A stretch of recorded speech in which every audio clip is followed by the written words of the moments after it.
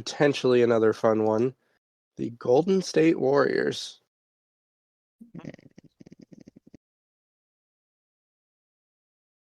They're also really jarring away from home. They're actually worse than the Suns out of Golden State. Yikes. Oh man, it's really hard for me to. I can't call it a C because I don't think I expected them to be like the 8th seed. Oh, it has to be a D. I don't think they're far from being a top 4 seed, but at the same time, go ahead. Oh, so I was just gonna say, like, they just won the championship less than a year ago. Yep. And you think that a D is a good grade? The only reason I think that would be a fair grade is if you're factoring in the fact that Steph Curry was injured. Played. Yeah, he hasn't played. But I still, I have higher expectations for this team.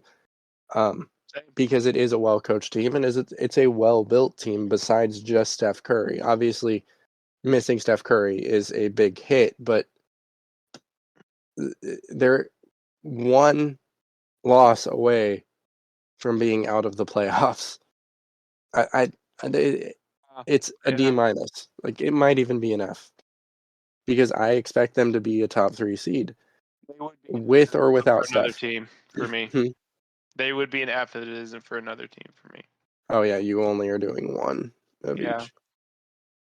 But yeah, there's a legitimate possibility this season we will not see LeBron James or Steph Curry in the playoffs. Think about that. Yeah. Yeah. So, yeah, it's an F. End of an era. Now, I think once Steph is back and up to speed, he's obviously going to get this team back on track, but yeah, I don't know. It's disappointing, so I have to give him a low grade just based on my metrics. Go ahead, Austin. I think it's time to move on from Clay and Dre.